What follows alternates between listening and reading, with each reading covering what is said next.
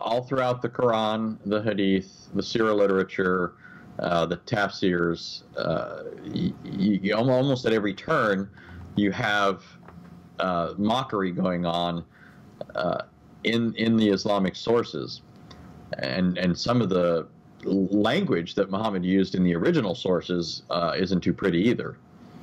Yeah, so I would be very interested, Ahmed Pandor. What is your thought on the common practice today in a lot of the Islamic world to refer to Jews as apes and pigs? For example, Ahmed Pandor, what do you think in March 2004 when Sheikh Ibrahim Mudaris, who was speaking on Palestinian Authority television and riled against, quote, the Jews today taking revenge for their grandfathers and ancestors, the sons of apes and pigs, end quote. What do you think he's out of line there? And here's another interesting one. During the swine flu scare in May 2009, Sheikh Ahmed Ali Othman, he's the superintendent of Dawah affairs at the Egyptian Ministry of Religious Endowments. He declared that, quote, all pigs are descended from the Jews whom Allah transformed into apes, swine, and worshippers of Satan, and must therefore be slaughtered. And of course, that's end quote. What does he base his argument on? It's in the Quran, Surah 5, Ayah 60, which talks about, it's kind of an infamous or notorious passage that speaks about Jews are going to be turned into apes and pigs. It's in multiple places. Surah 2, 63, 66, Surah 5, 59 through 60, Surah 7, 166. And there, it's a Quranic passage in which Allah actually is going to transform Jews into apes and pigs. Now, you might say, hey, the Bible has punishment for disbelievers too. Okay. And so the Quran's not out of order there. It's a little bit odd, but we could say that the Quran technically is not insulting Jews there by saying Allah's going to transform them into apes and pigs, I guess we could say.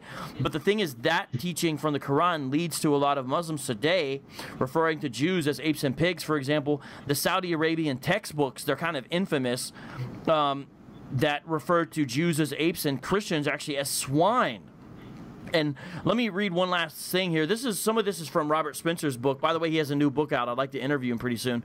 The Complete Infidel's Guide to the Quran. And I looked at the sources. It's backed up.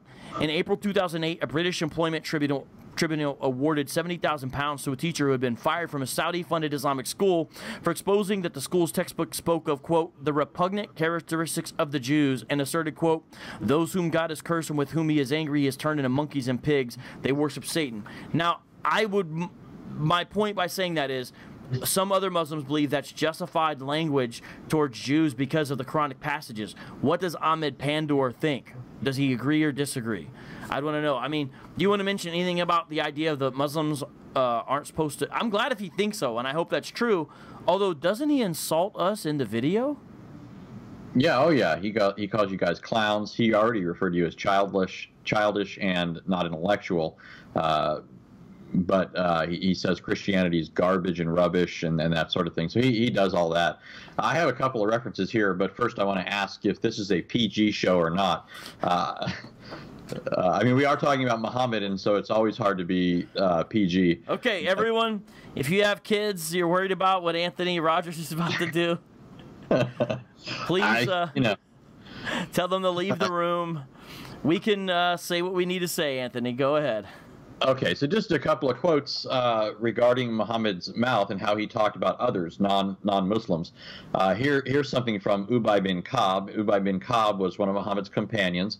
He's considered one of the righteous of the first generation of Muslims that Muslims look to, and from whom ultimately they get things like the Quran and the Hadith. Apart from these people, you don't have any of those things. So we're told Ubay bin Ka'b told that he heard God's messenger, meaning Muhammad, say, if anyone proudly asserts his descent in the manner of the pre-Islamic people, so now let me just stop there for a second. He's saying if anybody is boasting in their descent from earlier ancestors, then here's what Muhammad says to them. Because remember, part of the objection of people in the Quran to Muhammad is that they're, pure stock. They come through this descent. They've been worshiping the same God that their fathers worship. And so Muhammad is claiming, no, your fathers were in error. and you need to be worshiping the God I'm pointing to. So anyways, Muhammad says, if anyone asserts his descent in the manner of the pre-Islamic people, tell him to go and bite his father's penis. And now I'm going to stop here again, because many Muslims like to say, oh, that's just an Arabic slang. It doesn't really mean what you think it means. But here's the rest of the quote. Muhammad says, tell that person, go bite his father's penis, and do not use a euphemism.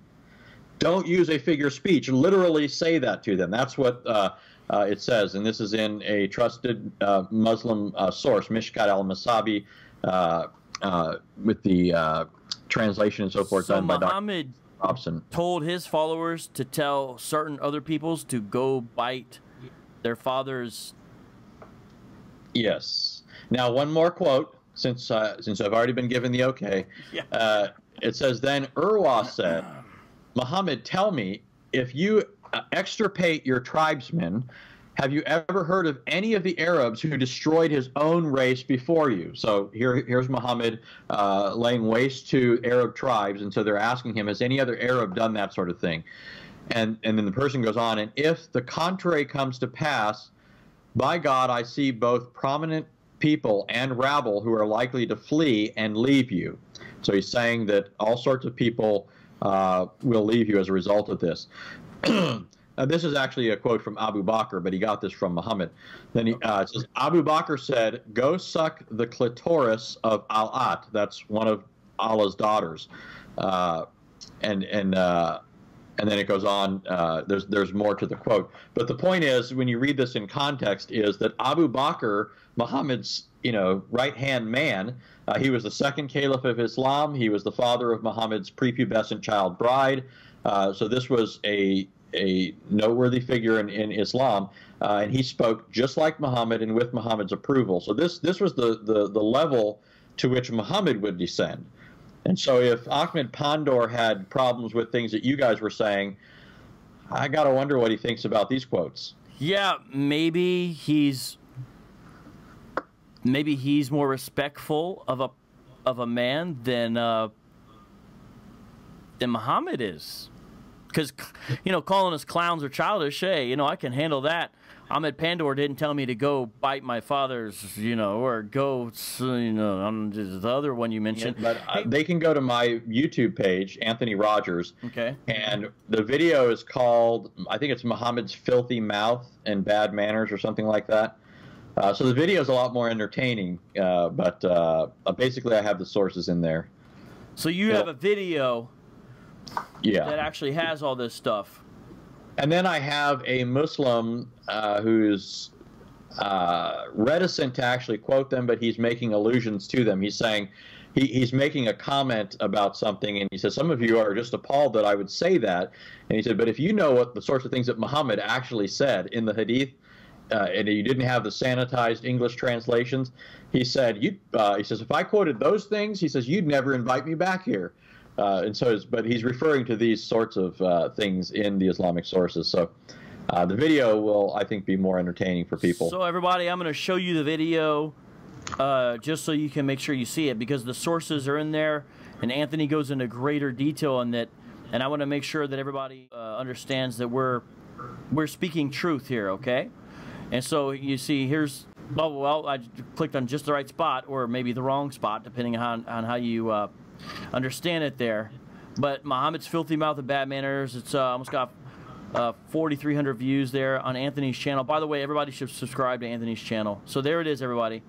I don't do as much stuff on that channel anymore. It doesn't mean I won't in the future, but mostly I put stuff up on Act 17 with David. But so some of my old stuff is there. Okay. Well, excellent, man. Thank you for bringing it.